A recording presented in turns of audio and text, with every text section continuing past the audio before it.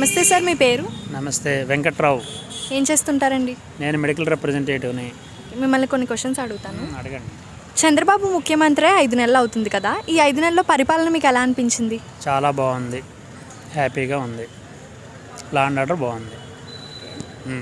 మరి బయట కొంతమంది అరాచకాలు పెరిగిపోతున్నాయి, దౌర్జన్యాలు పెరిగిపోతున్నాయి చంద్రబాబు నాయుడు పాలనలో అంటున్నారు. ఇంత వ్యతిరేకత రావడం మీకు ఎలా అనిపించింది? మరి వ్యతిరేకత ఏమీ లేదమ్మా, ఇదేమీ అరాచకాలు అనేవి కాదు. లా అండ్ ఆర్డర్ ప్రకారంగా వెళ్తున్నారు. దాంట్లో వాళ్ళు అరాచకం అంటారే తప్ప అది అరాచకాలు కాదు అవి.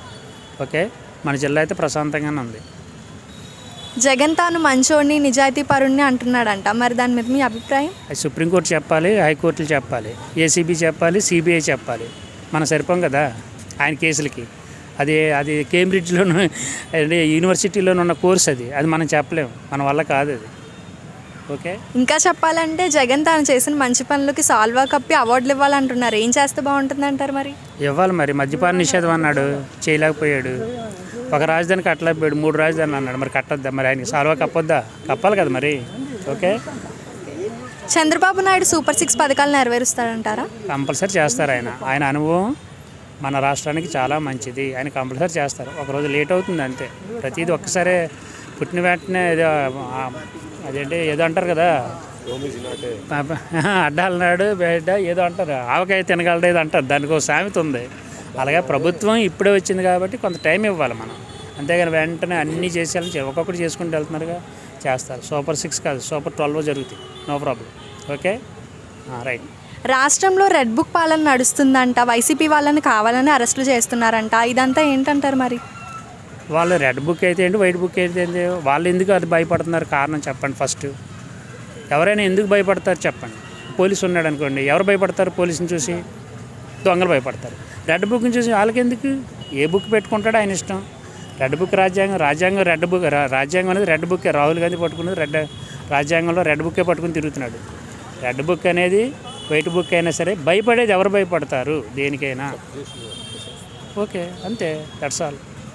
ఓకే, చంద్రబాబు నాయుడు గారు ఒకప్పుడు ఉండేటప్పుడు అన్నా క్యాంటీన్లు ఉండేవి, తర్వాత జగన్ వచ్చిన తర్వాత తీసేశారు కదా, మళ్ళీ ఇప్పుడు పెట్టారు కదా.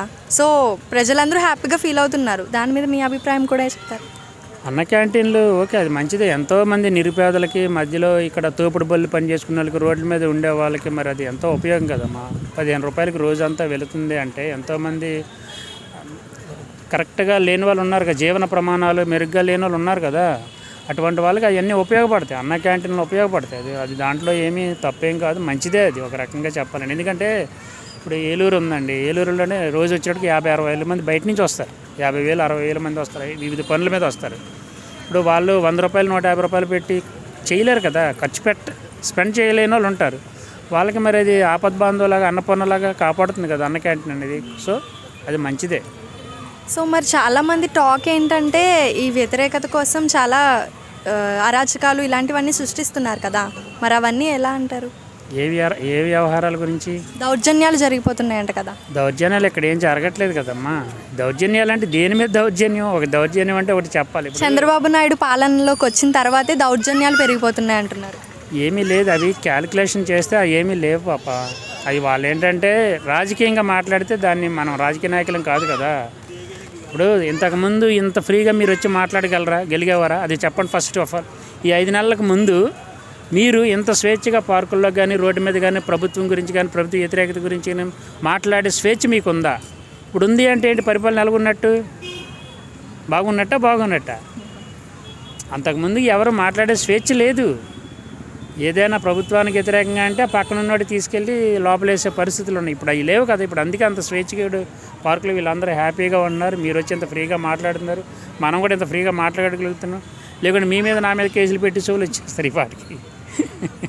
సో శాంతి భద్రతలైనా ఏదైనా సరే నాయుడు గారి పరిపాలన అనేది ఆటోమేటిక్గా ఆయన గెలిచారన్నప్పుడే ఇవన్నీ తోకముడిసి వెళ్ళిపోతారు ఆటోమేటిక్గా. ఎందుకంటే మనిషిని బట్టే మారిపోద్ది రాజ్యాంగమైనా, ఇక్కడ పరిపాలన అయినా.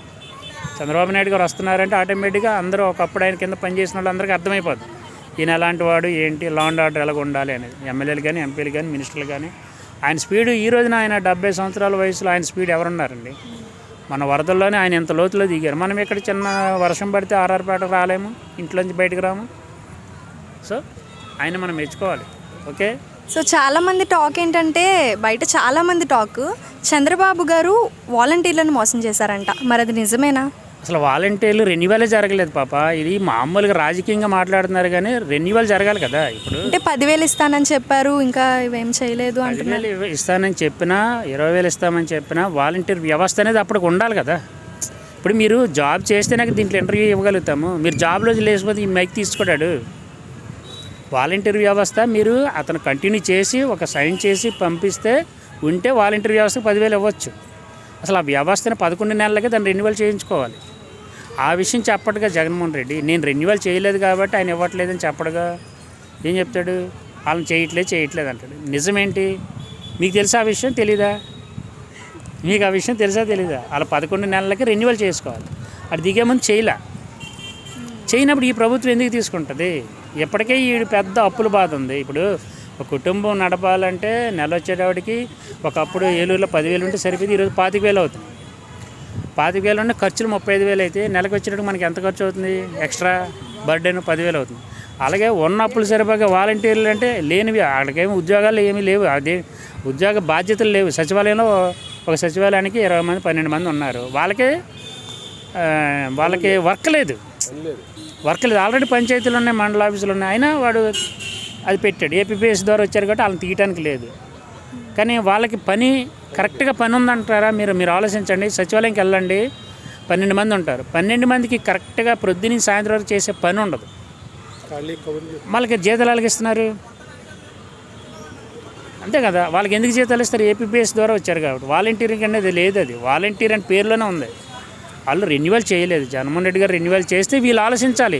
తీయటానికి కోర్టులు ఊరుకుంటాయా? ఒకవేళ మీరు గవర్నమెంట్లో ఉన్నప్పుడు ఏదైనా చేస్తే వాళ్ళు వెంటనే తీస్తే వాళ్ళు ఊరుకోరు కదా, కోర్టులకు వెళ్ళిపోతారుగా.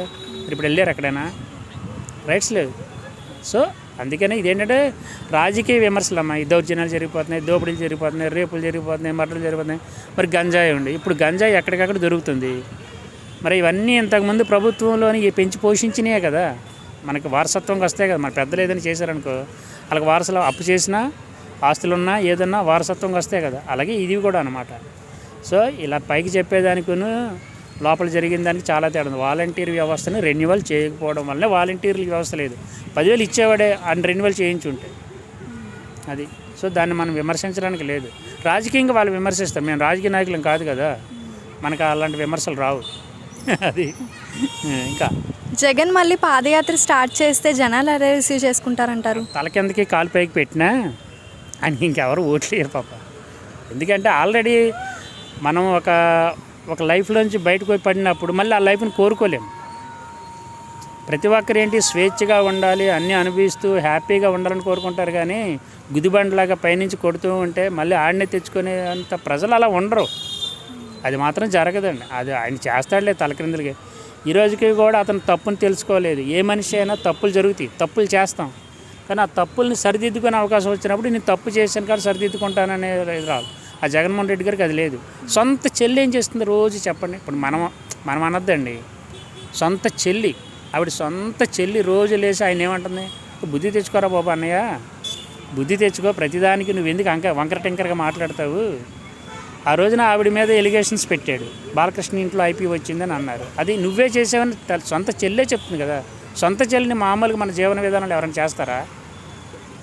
ఆస్తులు ఎవరో అప్పులు ఎవరో గొడవలు ఉంటాయి. ఆస్తులు అప్పులు గొడవలు అయితే ఉంటాయి. కానీ ఒక చెల్లిని బదనాం చేయడం అనేది మామూలుగా బయట ఉన్న వాళ్ళు ఎవరు చేయరు. కానీ ఆవిడ చెప్తుంది కదా, నన్ను చేశాడు, నువ్వే చేసావు ఆ రోజున బాలకృష్ణ ఇంట్లోంచి పెట్టావని అన్నది. దానికి సమాధానం ఆయన చెప్పాలి కదా. కాబట్టి ఆయన్ని నమ్మే పరిస్థితి అయితే ఆయన పాదయాత్ర చేసినా, తలకింద తీసి పైన కాలు పెట్టి దండయాత్ర చేసినా ప్రజలైతే మాత్రం అతన్ని నమ్మకం జరగదు. నాకు తెలిసి జరగదు. అది Pawan Kalyan ration ship seize చేశారంట కదా, మరి అది మంచికి చేశారా చెడుకి చేశారా? రేషన్ షిప్ సీజ్ చేశారంట కదా. రేషన్ షిప్ సీజ్ చేయాలి అన్నారు కానీ ఆయనకి ఆ రైట్ ఉందా లేదా అనేది తర్వాత జరుగుద్ది. ఆయన ఒక మాట అన్నారండి, అక్కడికి వెళ్ళారు, స్పాట్లో చూశారు, ఆయన బాధ కలిగింది.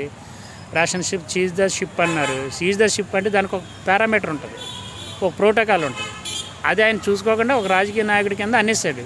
దానికి తగ్గ వాళ్ళు ఏర్పాట్లు చేసుకుంటారు. ఇప్పుడు ఆయన అన్నమాట నిలబెట్టుకోవాలంటే దాని ప్రోటోకాల్ ఏదో ఉంటుంది, దాని విధానానికి వెళ్తారు. అవుద్దా అవదానే తర్వాత మ్యాటర్. అది అంత ఈజీ ఏం కాదు. అది ఇంటర్నేషనల్ స్మగ్లింగ్. దాన్ని ఎవరైనా చేయగలరు? చిన్న పవన్ కళ్యాణ్ లాంటి వాళ్ళు ఏం చేయలేరు. అందరూ కలవాలి. అది మరి చంద్రబాబు నాయుడు పవన్ కళ్యాణ్ గారు కలయిక ఎలా అనిపించింది? ఓకే, గుడ్, మంచిదే కదా. ఇప్పుడు ఒక 1,000 కంటే 2,000, 2,000 కంటే 5,000 కలిస్తే అది బలం ఉంటుంది కదా. అలాగే చంద్రబాబు నాయుడికి ఆయన ఒక ఆయుధం కలిశాడు. కలిశారు కాబట్టి కలిసికట్టుగా వెళతారు. ఒకరి అభిప్రాయాలు ఒకరిని గౌరవించుకున్నంత వరకు అన్నీ బాగానే ఉంటాయి. లేదు అంటే